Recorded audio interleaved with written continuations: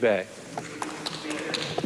As always, it's a great honor to stand in this House, and I believe that in standing and speaking for the people of Timmins-James Bay, I never forget the honor that I have of carrying their trust and being part of an institution that predates me by many, many centuries, and I hope to God will continue on, and that is something that we are all part of.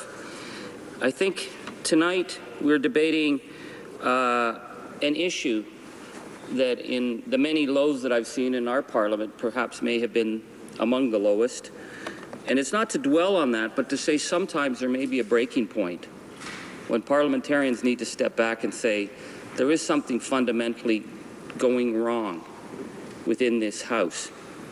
And when we are told by the Speaker, and this is not to denigrate the role of the Speaker, but when the Speaker throws up his hands and says, in response to such a crisis, I read the rules literally, and unless it's written literally, I'm not able to act. I was very surprised by that, but what we're attempting to do tonight is to give the tools. The situation, Mr. Speaker, certainly stems, and we need to just look at the issue at hand of what sparked this. I've seen in the 10 years that I've been here a continual decline in the quality of discussion. I'm not trying to present anything naive here that there was a glory day of Parliament. I think Parliament has always been a somewhat of a challenged place because it is made up of human beings. This is what democracy is. So we've had better conversations and we've had more lowbrow conversations within this House. But that the role when the most serious thing that we are ever asked to do as legislators is to consider sending men and women into harm's way. That is the most serious thing that will ever confront any of us. And so when the Leader of the Opposition asks a respectful question in question period and is treated to ignorant gibberish as a response, and the Speaker says, well, that's allowable, then we have a problem. When the responder for the Crown can swear in question period not once, but 6 times over 3 questions, and that can be considered parliamentary because it's part of question period.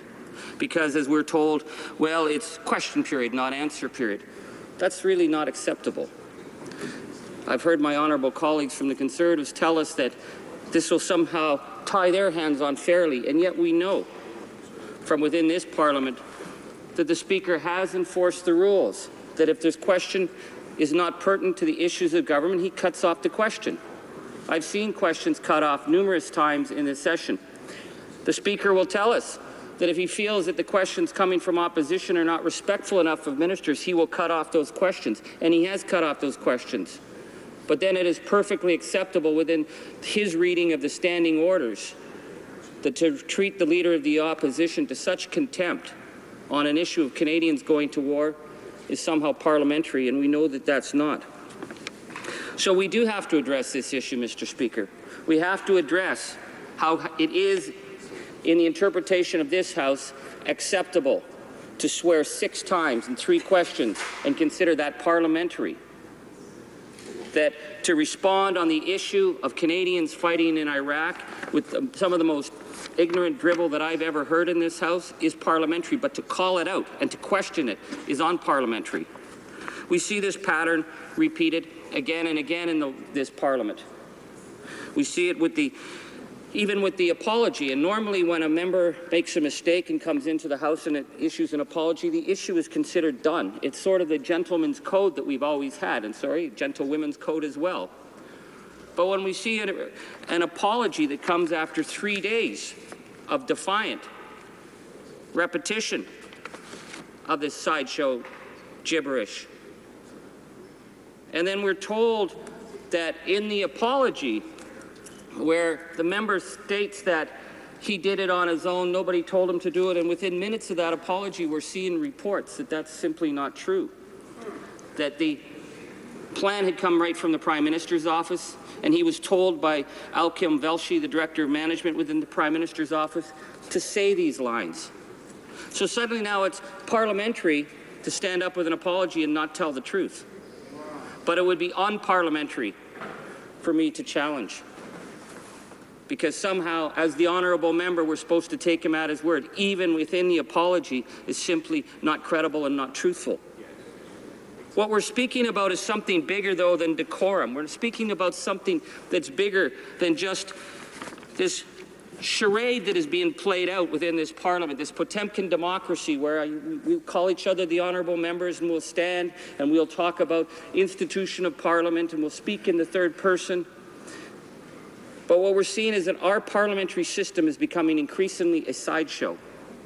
It's a Potemkin democracy, that we see the officers of Parliament continually undermined in their work. Their role as independent officers of Parliament is to hold government members to account. And yet we see that their ability to do their job is continually undermined. We see how the roles of the parliamentary committees have been turned into a circus, once again a sideshow, taking away the traditional role that the parliamentary tradition had, where the committees are actually supposed to, for certain points, we're not naive about this, but at certain points, recognize that they have a fundamental obligation to Parliament to work together. That doesn't happen anymore. I've seen the deterioration. And so the only thing that's left that Canadians tune into now is that 45 minutes of question period where the issues of the debate day are supposed to be debated, where ministers of the Crown are supposed to stand up and answer. And I used to tell my American friends, no matter what you say about the parliamentary tradition, we have a fundamentally vital parliament because we know that ministers of the Crown have to stand up and answer. But it's getting harder and harder to tell Canadians that they can look to question period as a credible place to get answers. Now, this isn't to say, in changing these standing orders, that the ministers of the Crown don't have to hesitate. It doesn't mean they can't prevaricate when it comes to answering. And it also doesn't mean that they're not allowed to obfuscate, which we know they've done many times, and they consider that part of the parliamentary tradition.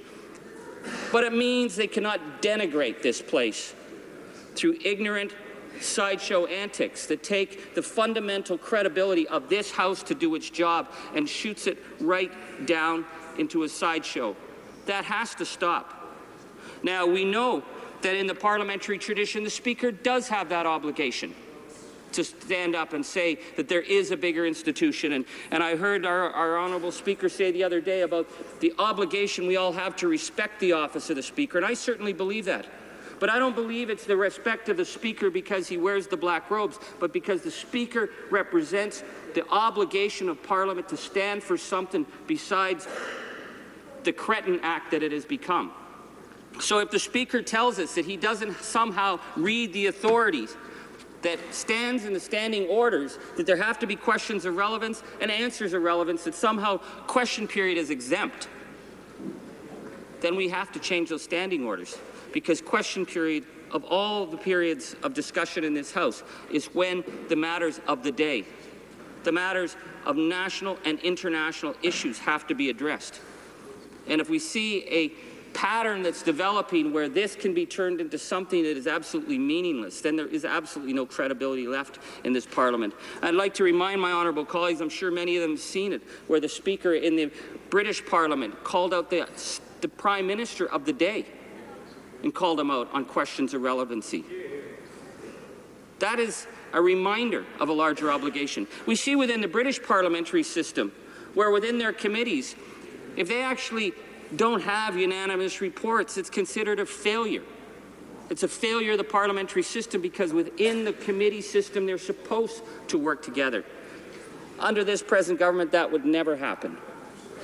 So we are debating an important issue tonight, and I actually hope that the government will even allow it to come to a vote, because we saw their procedural shenanigans that they came up with before. Once again, the opposition day is one of the few opportunities that the opposition members have to set the agenda, and the first response of this government this morning was to attempt to play procedural hijinks, to even prevent it from getting to a vote. Now, I think they've felt the blowback from the Canadian people who say they're tired of this attitude, this contempt for Parliament.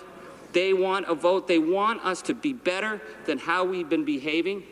If the questions that are put in the House of Commons in question period have to be based on the relevance of government business, then there has to be a quid pro quo, that the recognition that the answers somehow must be relevant to that. And we should never, I think all of us pray that we'll ever see such a spectacle again as we saw last week. Thank you, Mr. Speaker.